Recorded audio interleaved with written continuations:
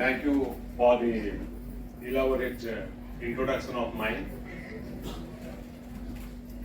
And I think the introduction what she has given about me may not be very much up for this session. But I'd like to say that I belong to this area only. My village is nearby Visakhapatnam, and I know a little bit Telugu also. And I have extensively traveled all these areas: Tirupati, Kadapa, Nellore, and that is Khammam. And I have initiated my career with documenting all this traditional knowledge of the urban healers, in particular in Malkanagiri, Korapu, and Kadapa, these Khammam districts. And therefore, I feel I very much belongs to this area only, and belongs to you people only. And though after that, I have moved to the central government services and I work in the Himalayas area, but the kind of work, the same work I'm working again, that is documentation of the plant diversity and documentation of traditional medicines, and also we work in the use value pattern, in fact. And I work in the Mizoram, state of Mizoram, and I work in Mizoram, state of Tripura, Sikkim, Arunachal Pradesh. And previously, Mr. Chandrasekhar, the CEO of the AP Medicinal Plant Board, and Mr. Prakash, the AP Chairman, the Chairman of the Veterinary Council of Andhra Pradesh, has spoken a lot about the plants actually and his experiences about how the plant species are working for them, working for the human healthcare system. And really they have lessened my targets and lessened my job to speak about, because whenever we talk about the healthcare system, this healthcare system is a dynamic thing. And it also depends upon the kind of the lifestyle we live, and also the genetic, the environment where we stay and where we live. That is the most important thing, because whenever if you see that in the countryside, what are the lifestyles people live, they are more healthier than the people, those who are staying in the urban setup.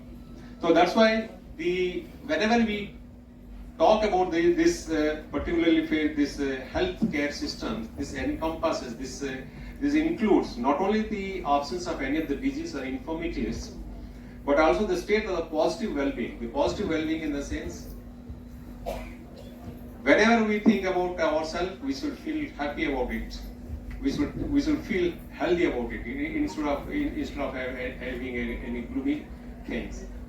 And regarding the experiences, what Mr. Lakshmana has given one example, and one of my friends asked me what are the benefits he is getting out of whenever he discloses any of the information to the general public.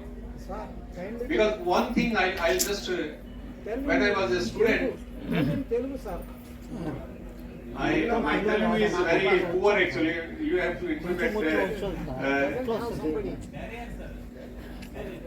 Yeah, my Telugu is. Continue, sir. Continue. I'm just so sorry actually. If Telugu people will laugh at me actually. That's why my Telugu is very poor.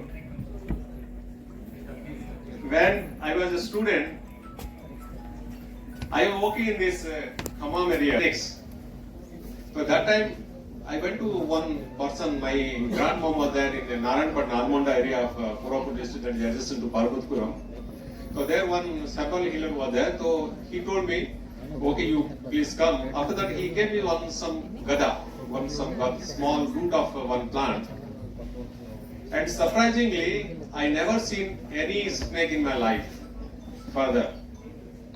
And after that, I went to him many times, only to ask him to please identify the plant and to please show me the plant actually, which plant is that. But he didn't show me. And finally, after 15 years of running behind him, that gentleman died. But what the plant root he has given to me, still it works. So that's why what I mean to say, sometimes it happens like that. Whenever they need traditional healer, you people are all sitting here. If you disclose, you feel that if you disclose it, and it will not work. And parampara, what Dr. Saw was talking about the parampara, when it is go to the next generation, and the property of each of the plant will vanish, or it will reduce, or there is a difference. There is a fear of mind actually. You people think that maybe some people may not come to us again, and this kind of, if once this disclosure, everything you will start using that, so this will not be not beneficial to people. But in this regard, we have the policies of Government of India, and NBA is having a policy that is known as the access to benefit, that is sharing. In that, what is happening?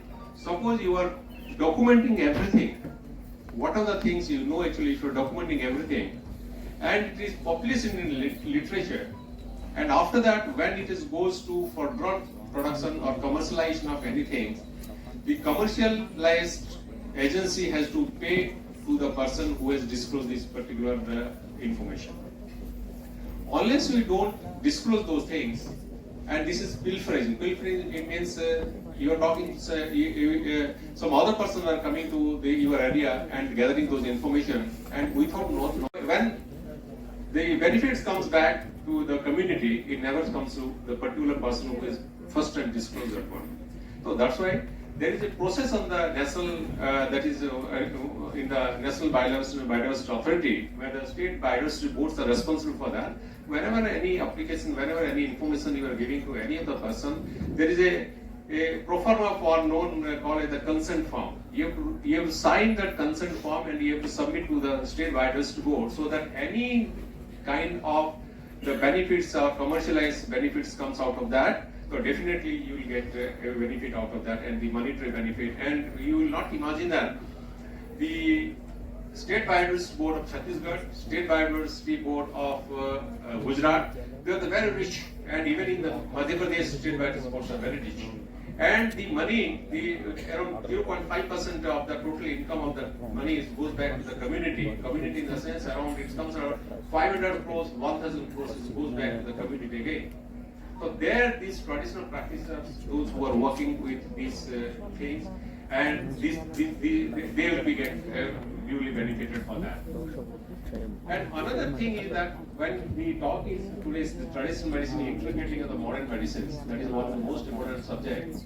When the modern medicines, when we talk about the traditional medicines, this talks about the how we are treating a illness or disease. As Dr. Sir was saying that, because there is some curative properties of any of the medicine plant where it can be cured. But when we come to the medicinal, the contemporary, the modern medicines, that is more useful and scientifically proved. And here the GSI comes into picture.